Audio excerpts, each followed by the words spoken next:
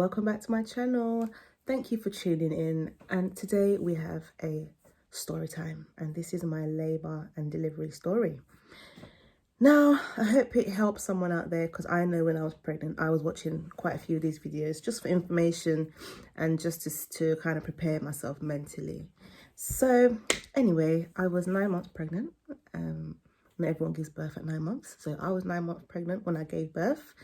My baby girl was due on the 1st of December, but she ended up coming the day before.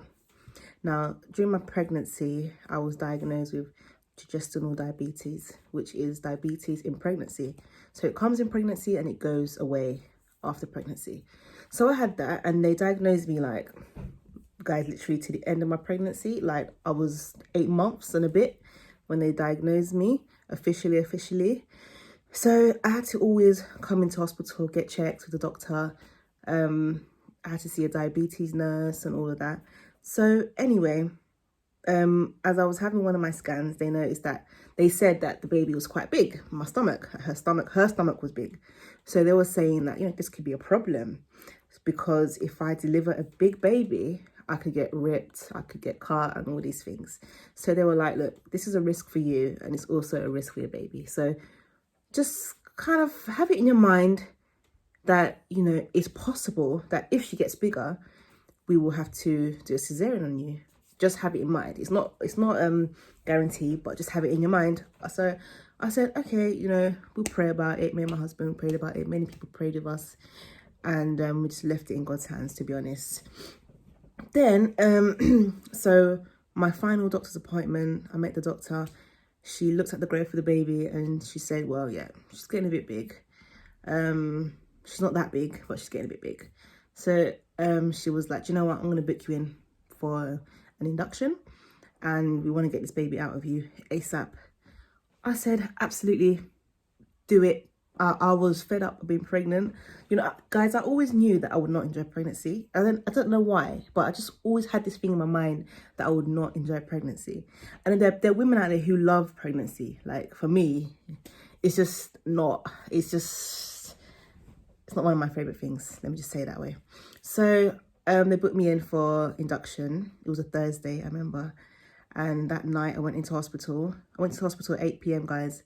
And I ended up having a bed, I think around 10 p.m. So I was sitting in a waiting room, pregnant, cold, hungry, waiting for my room. But that was not a problem, because end of the day, I was like, anyway, tomorrow I'm walking out of a baby, finish ASAP. Gonna be quick. Little did I know. So I went in, I think it was 28th of November, 2019. I went in 28th.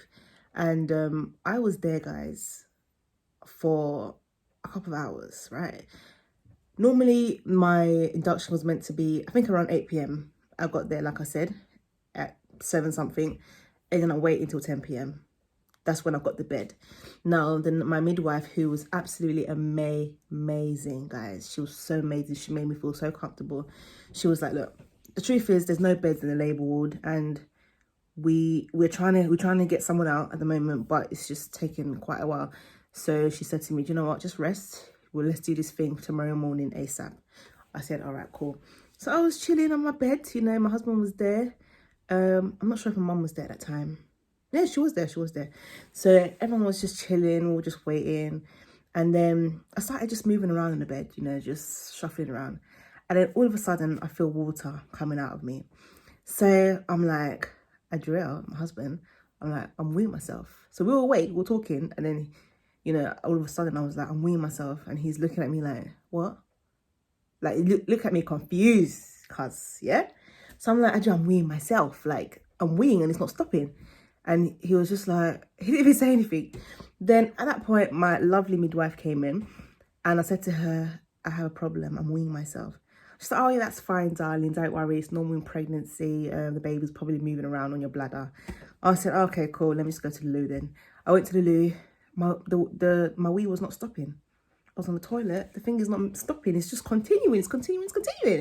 So at some point it stopped a bit, but every time I was like, or just put pressure on myself, on my body, on my belly, more water was like gushing out, more water was like trickling down. So I went back to my room, and then she came back 20 minutes after and told her, look, it's not stopping. And then she was like, it's not stopping. I said, no. She was like, does it smell? I said, no, pure water coming out of me, literally. And then she was like, your water's broke. And I was just like, oh my God. Is this how it feels to have your water broken? Like, you know, normally in the movies you see it gushing out. Mine came out just peacefully. Just peaceful, like water coming out of a well. Yeah, that's how mine came out, okay? And then I was so excited, guys, because I was like, wow, this thing is moving. I don't have to get induction. So she was like, no, you don't have to get induction. Like, the baby's done it for you. Your baby's ready. She wants to come out now. I was like, OMG. So I was happy. I was dancing around everything. Then I started having visitors and everything. And kind of got distracted about the fact that my water was broke, but kind of left my mind, to be honest, because everything was slow. I wasn't getting pain. I was thinking, yeah, my water's gonna break, I'm gonna get pain contractions straight away. But that wasn't the case for me, guys. So I ended up staying there for like 24 hours and I had not much pain. I was literally, guys, I felt something, but it wasn't anything. I could sleep through it, if that makes sense. I could literally sleep through it. Then all of a sudden, they now wanted to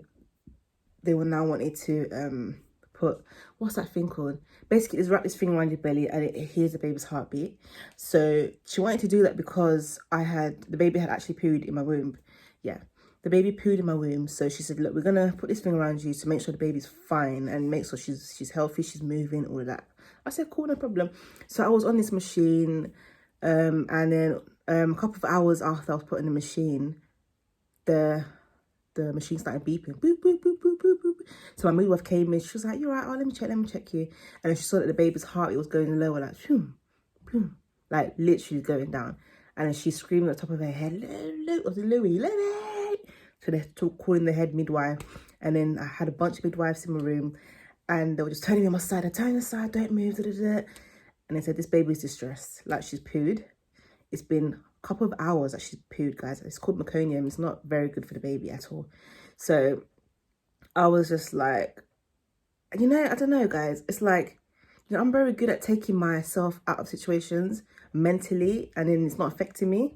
It's like, I'm just passive. So when all this was happening, they were turning me around, everything was beeping. They were saying, call the labour ward, make sure there's a bed, we're bringing her down.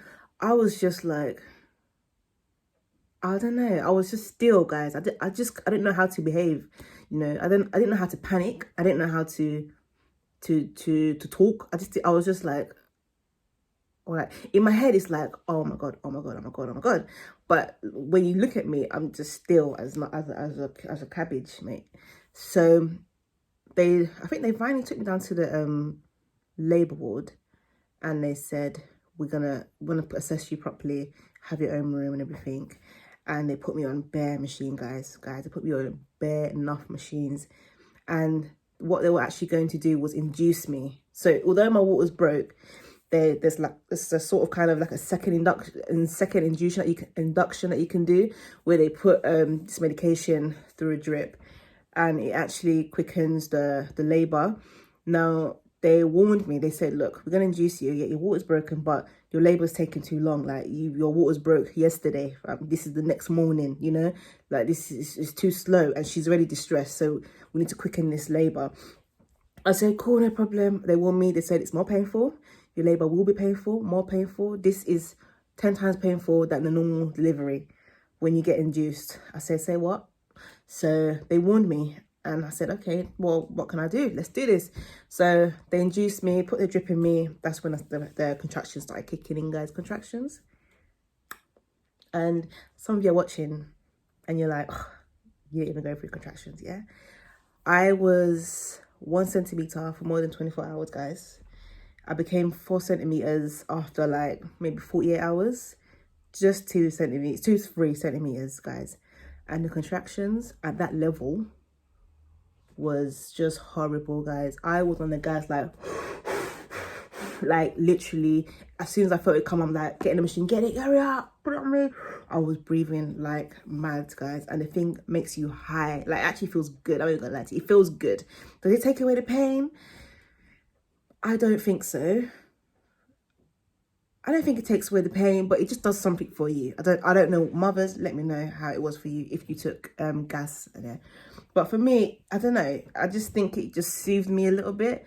So I was on this bed, lots of wires on me, guys. So I couldn't actually go out for walks. I couldn't do none of those things, which I wish I could, because I actually feel like the contractions would have been a bit better for me if I was walking around or was able to go on all fours, things that I'd actually planned to do. Things that I planned to do that I watched on YouTube, people doing.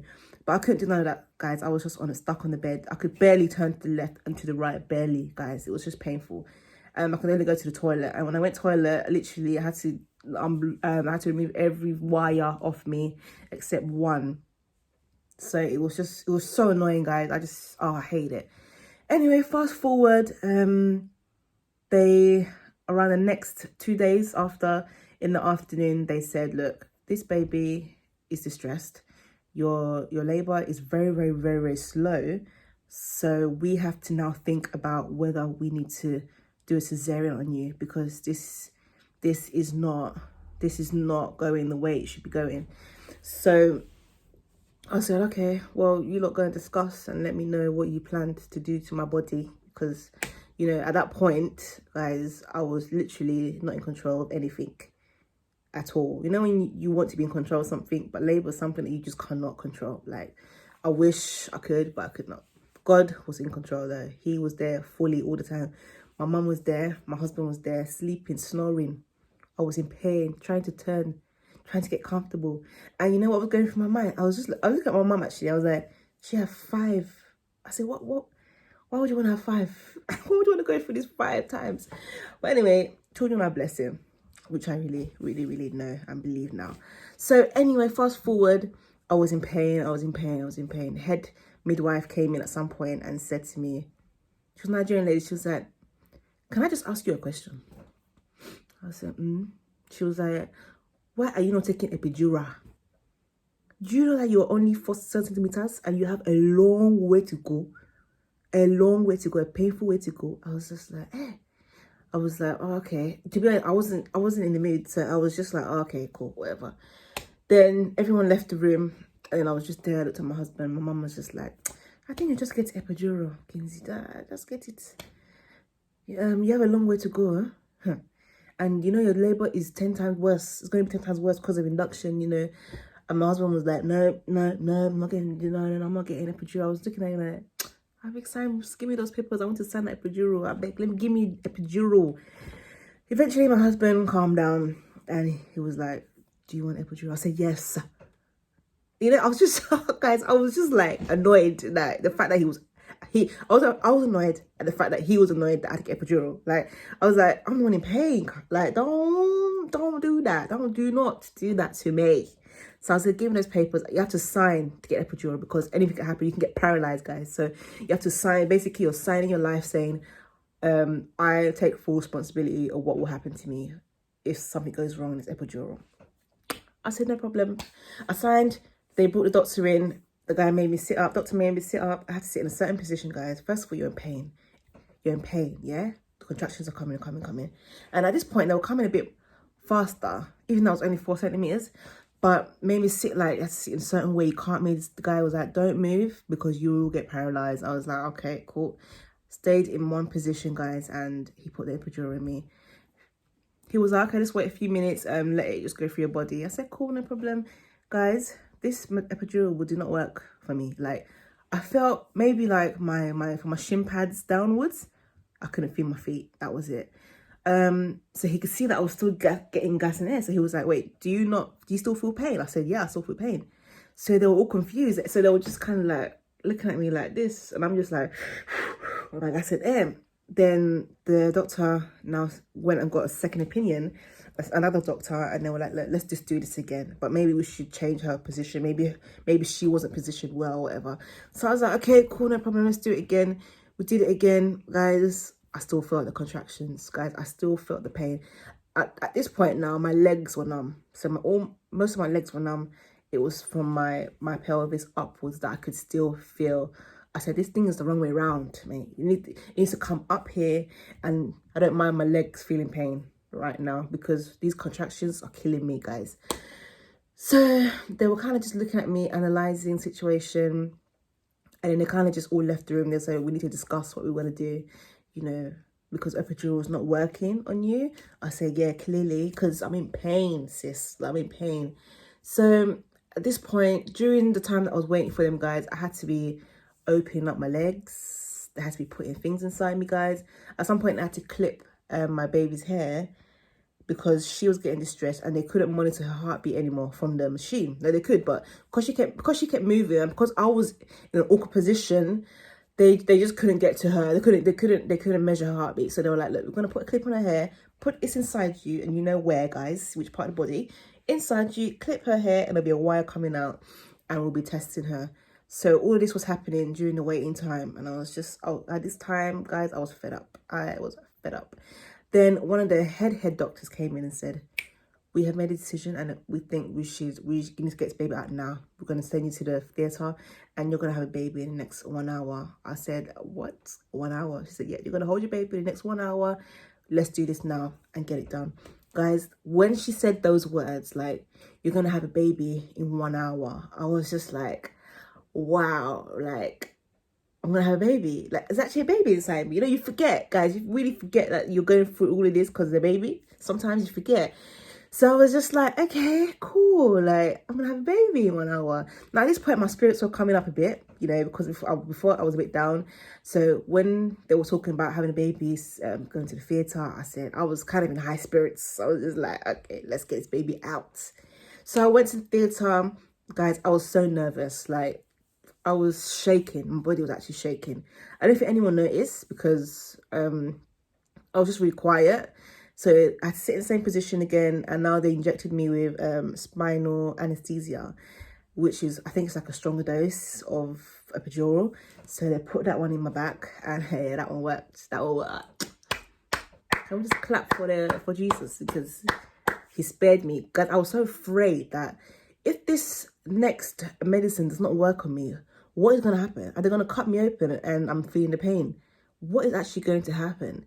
And they had warned me so many times that this is a major surgery. So, you know, anything can happen, basically. They let you know these things. They're not giving you fairy tales over there. They're letting you know that this is a very serious surgery. So I said, cool.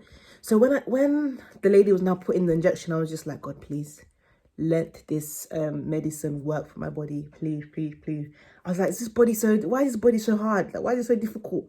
So what's wrong with your body? Accept the medicine and be free from pain. Then she put it in. Yep, it worked. I was so happy. Carried me on the table and started cutting me away. And about 20 minutes, guys. I think it was about 20 minutes. It felt like 20 minutes. They came around the corner with my baby girl. And they gave her straight to the daddy. And do you know what? When I was looking at him holding her, I was just like, I was kind of feeling for him because I know that he's always told me that he will never carry a new baby because he's afraid he might drop them, it might hurt them. So when I saw him carrying her, I was just like, you're carrying your daughter? Because I couldn't really carry her. I'll try and insert some pictures throughout the video or at the end, I'm not sure. But yeah, it was such an experience, guys. But it's so easy to feel alone because no one else is going through it. Even if you're with someone who's been through it before, it's not the same, guys. It's like you're there on that table, on that bed. It's just you, your baby, and your God. And God was actually there with me. Anything could happen to me because of the gestational diabetes. Some people have high sugar levels, guys. And for some people, the diabetes stays on after pregnancy. But for me, it went away. And my baby did not come out big. She was not a big girl at all. She was slim, lovely, beautiful girl. So when they were telling me that she was big, I was so afraid because I was like, don't tell me I'm going to have a fat baby. Because guys, I don't know about you, but I've just never wanted a fat baby. Like, who's going to be carrying a fat baby? Like, that's heavy. I'm already carrying all of me, yeah? I'm carrying now another one. Hey, I just never wanted a big baby. I don't know why. That was the reason, but I don't know. So I was a bit worried. Sometimes they tell you things and it makes you worry, but at the end of the day, it's in God that I had to trust. I can only trust God, my guys. I can only trust God in this whole 9 months of pregnancy and this delivery, guys. But I thank God for his faithfulness, for keeping me, for protecting me. I'm alive. My wound is healing very well. It's been 5 months since I gave birth, and the wound is healing beautifully. You can't even tell that it's there, guys, honestly. Still feel the pain. If you have cesarean, you will feel the pain. Still, I'm 5 months. If I touch my belly, I can still feel a bit of pain. So when they say it's a major surgery, it is a major surgery because I'm still feeling the pain a little bit now. So the pain is like 1%, 3%, but it's still there. And my back, guys, I am still praying, but I don't know. I've been getting back aches, and I'm thinking, is it the epidural? Because they do tell you that, well, the doctors don't tell you, but family and friends and have told me that when you get an epidural, you do get the back pains for life. So I refuse that in Jesus' name. I don't know if it's due to the epidural because it's not actually where I got injected. It's more like a bit upper, so I don't know. But guys, yeah, that's my labour and delivery story. I thank God I'm alive. I have a baby girl. She's healthy, she's beautiful, and we are well. Thank you for listening. I hope it's helped someone out there. Stay tuned. Bye.